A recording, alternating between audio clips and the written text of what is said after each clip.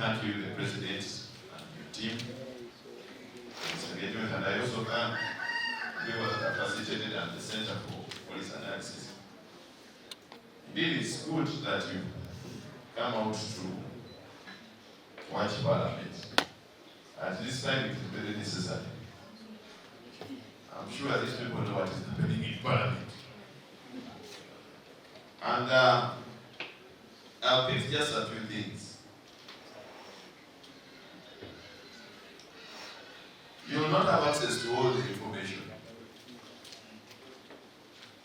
And I want to tell you it now. You will not have access to all the information. You will have access to some. And it is not by, it is by default that we are not yet at the level of democracy that other citizens enjoy out there. For us, we are somewhere. And we are not comfortable there, but we have nothing to do. Or the journalists have nothing to do. I have not seen one journalist write. I have not seen you out there crying for your rights and up in arms with government and UCC with banners and everything. I've never seen you there. I see you picking our rights, but not you writing. You write in your hands. You keep writing. You know, at the level that we are. Honorable, I wish to make this clarification that the nature of our work and the environment we operate in, we may not. Journalism and the media sector do it. Thank you. And I will just make a simple rebuttal. Just very simple. Nobody is going to fight for you to put food on your table. I can part with a 50K or 100, just where to go with me. But I will not fight for you for your rights. And don't you ever think that somebody is out there fighting for your rights. It begins with you. It begins with you. I mean, they are not affected engineers, and the engineer that I am. If it was about engineering and the government is pushing us, we'll go out there and write. And then we see whether our employers and employees will, and our employers will take us out. Any demonstration is organized in consensus. And at that point, Parliament will be there to safeguard you. No, there's no way you do. These people are right. Because we want to come in at that level, not to come in at the time when you people are in your base, and for us we are that side fighting. And I want to be very, very clear on that. Provided you cannot speak for yourself, but speak for us, we enjoy it and keep doing it. But if you can't fight for yourself, we shall join you when you fight for yourself. For now, we have joined you because we put up something, and that's why I thank the President. Now we know the issues, and we can go back and what? This is part of it. Put your voices out there, and this is part of it. Everyone at Parliament, that is, even if it is the police, they earn their salary and also earn an extra pay of 1.2 million each that is appointed to come to Parliament. Because being at Parliament is not the field, it is different. It has its issues. So I think members of Parliament that are here, it's good that we ask the Parliamentary Commission to do something about the members of the press that are in Parliament. And they do facilitate it somehow. And don't fear bringing it up. I don't know whether it's me that should raise it. Come from here, I will raise it. Wherever I want you to raise it. But I want you to come up with something that can, because yesterday we were in Parliament till 11:45? 11:45. I don't know whether your media houses give you extra. Or they just wait for that one car article of 5K. 5K. Public interest. And for your incomes, I want to tell you members that being at work is just part of those, is just something that is going to help you save to get into business and get into investment. I don't want you to think that when you're a journalist, you should be paid to get rich. Am I clear? Nobody is going to pay you to get rich. You're there to suffer. You suffer, eat badly, you miss meals, miss sleep, but save, and then you invest in extra income and later earn money. The earlier you do it when you're still young, most of you are still young, the earlier you do it, the better. If you think that you're going to get rich at 10 years old, remember, Parliament, you will not get rich. So in the event that there is God, you're there when you're passing these monies. You pass money for Mugabi. You pass them, you pass Bureau. And you're sitting with the ministers in that parliament. We pass all of these things. Well, where is the loophole? As the son refuse to give you money in microfinance support center, where is the problem? Are they asking for brains? Where is the problem? Because of that is where I want to come in. We have passed money to the public, 812 billion recently, under growth.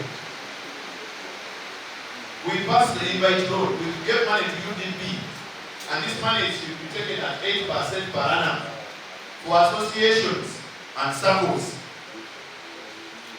For your information, Honorable, we have to start at Parliament. Who asked for the break? Who asked for the proposal? Yeah? Yes, it's it. I want that paperwork. And I want to push for that. But then you are independent. Maybe another thing.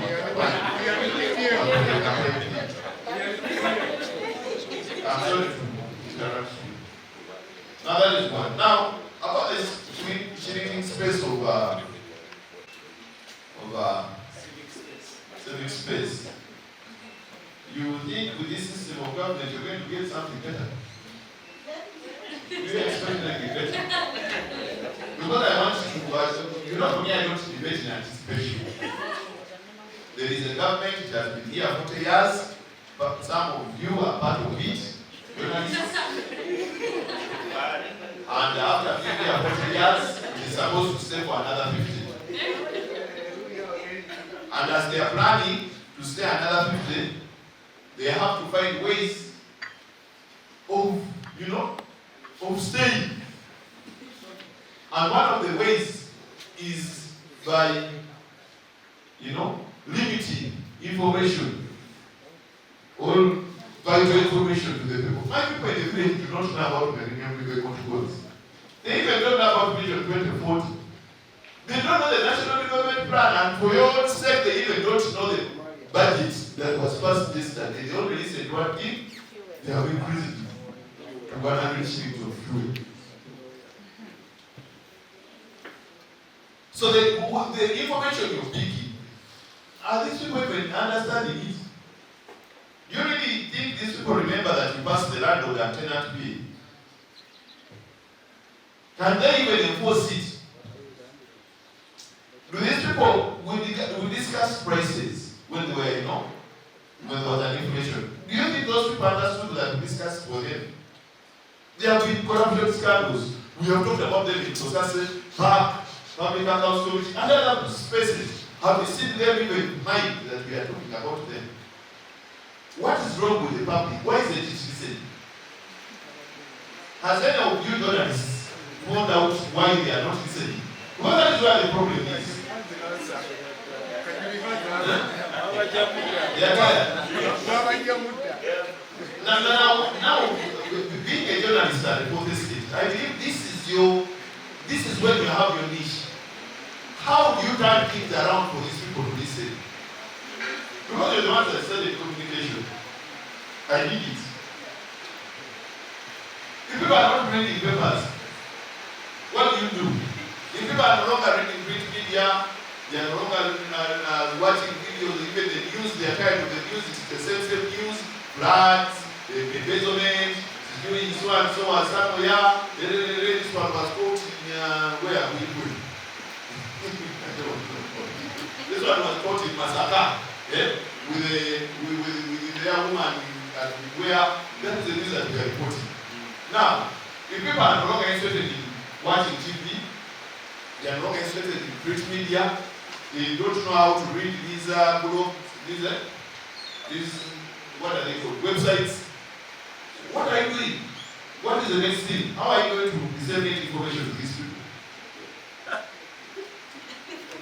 Because the people say, people say that we do what we want. The Twagala Mania, we no longer want to know.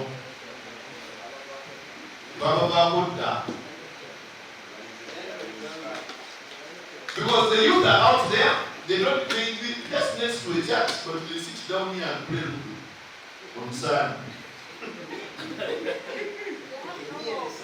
You go out there and give 10,000 to an old man, and then the youth comes, slaps him, and takes the 10,000 away in your presence.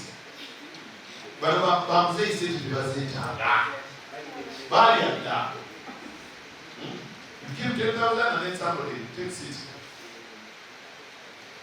So now you as the media, as the press of Parliament, how are you disseminating information to that kind of youth? Because that is the person that wants to listen and know that there is corruption in Parliament, or there is corruption in government, or there is corruption in, or embezzlement in some ministry. This is the youth that wants to know, that we want him to know. So now how are you going to make sure that they understand? You ask very good question, you should also answer yours. Now the citizens' voices to become the heart of Uganda's Parliament. I don't know who put this on the agenda. But the Uganda's Parliament is structured in such a way that whatever finds its way on the order paper is what is good enough for the regime to hear. And whatever they don't, we can accuse us for the homosexuality bill. That's somebody talking about it. My dear, you go to my place in Bukoto Central. For me, it is not my view. For me, I'm just a representative. I'm just a representative. And I don't want to carry the, what do I call it? Yeah. The cross of my, why don't you go and punish those ones? Because for me, I'm just annoyed. I go and represent their views. 100 years ago, they brought religion. They told us religion was good. And those that were in Sodom were punished. We took that. They did what we took. Yes. Then in memorial, they started talking about our cultures and norms. We adopted them. They were Toro, they were Chiga, they were Toro, they were Ghana, and the rest. And it is what our people know. Now today, when you go to them and ask them, you know what, this is something called homosexuality, but we are saying let it stay. They say, you man, are you religious? Is this part of your norms? Then now for me, I want to come up to Parliament. I don't want to be a president one. So now as I'm pushing for that, because now some things should be, I think maybe it was handled badly, to be more administrative than what? Than Parliament. That one I can understand. We would have dealt with it in another way than doing it in Parliament and talking about it. However, if you people know that we represent these people, these are not our views. They are not for Sebamala. If I paraded you there one by one and started asking the same question, you will give me the answers members of Parliament answer. One by one. Homosexuality, yes, no.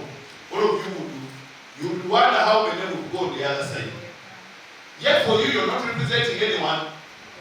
You're representing your mother and friends and kids at home. Some of you that have, because you don't have.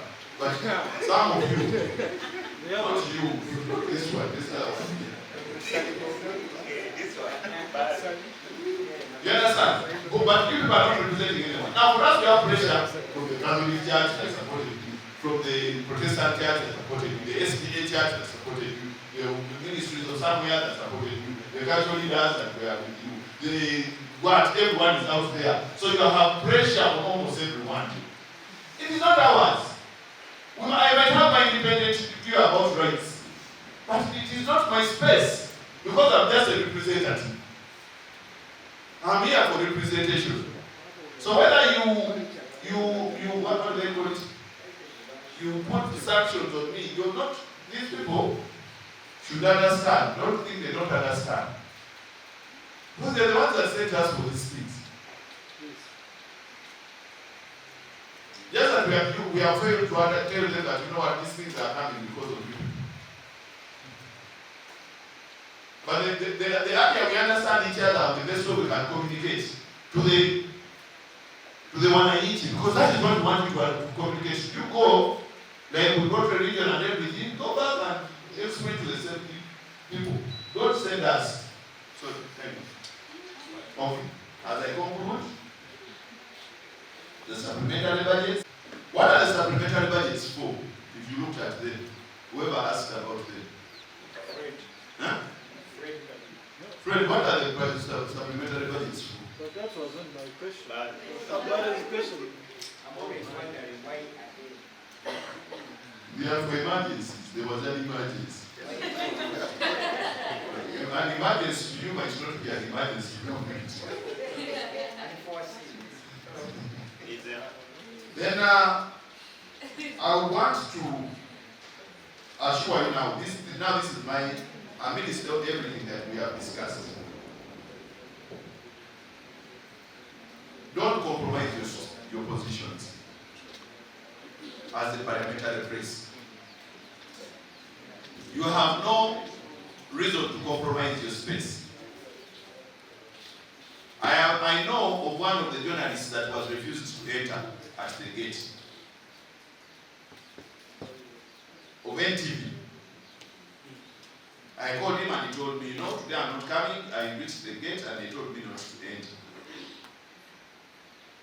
What the media house did was to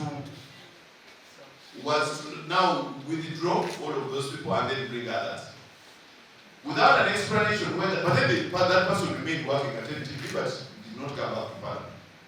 No, that was there for a long time, but they actually wrote to UPPA, they wrote to Parliament for explanation. Even the MD of NTV came and met the CPA. They just didn't stop at the program. Why are you so? There is one thing. What I want to know is you're intervening. We had meetings with the CPA. The CPA was not in the knowledge that something else was wrong. So they were also questioning. Just stop there. What else was about? They said that the order is. So there was an order from somewhere that someone should not come to Parliament to report. And that order is in reverse. And it is because this particular person did not have credentials or reported something that was not in favor of Parliament. Yes. But it was right information. We don't know. And at that time, all of you went back to your beds, slept, comfortably with your wives and children. And then you left these people in the crossfire. Absolutely. What if it happens to you next time? I'm not here to incite you. I'm only telling you, if you're an association, then thieves, stand as one. Even at the times of terror, stand as one. You don't leave this young man. This young man here. He cannot even speak for himself in front of the speaker.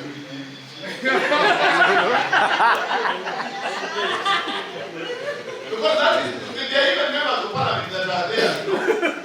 Answers, they became answers. That one. I can mention them freely, like I was on your TV yesterday. The commanders, the centers, the Gaviras, the Namujus, the Moose. I can mention them freely. They have become handbags and they are not telling the speaker what he's supposed to do.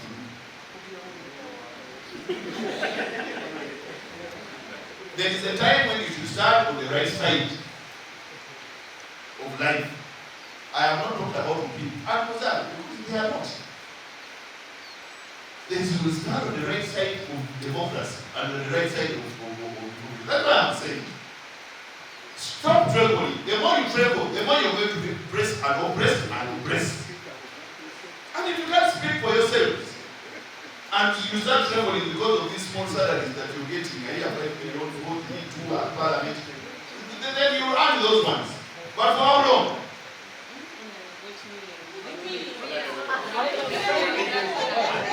Those remarks?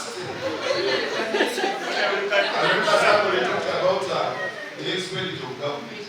We have cautioned the government of the expenditure. Recently, it gave money to Magola, it gave money to Ajah, somehow. It gave, but this is the power of numbers. The game of Parliament is at the time when we go to our villages for nominations, people look for the most valuable card for the most valuable ticket to run for their what? Constituencies. Very few people have the money today to go giving out constituents, or to even, as you convince them, they are looking for money and asking for money. So now, the person that has money is well known, and the guns. So what happens is that person will manipulate the numbers that will come. And Uganda just becomes an indirect democracy, an indirect dictatorship. Whatever he says is done. When you go to court, he's the one that selects the courts. So you don't expect members of parliament to shout against somebody that brought them to parliament. 70% of them were brought under tickets. The NUP ticket, a DP ticket, an NRM ticket or something. Somebody knows that if they withdraw it, I will not come back to parliament. And to them, parliament is the end of the world. So you will not really. So whatever they want to get, they get. Because parliament became just a place to extend. It's an extension of somebody's arm. And now that our leadership is somehow compromised, the more you can, if you have a child and they have done something wrong, even if you say to them, you go and do this, you go to the well at 8 p.m., she will run. Because maybe. And you know that's the truth. Why don't you report that? Thank you. Thank you.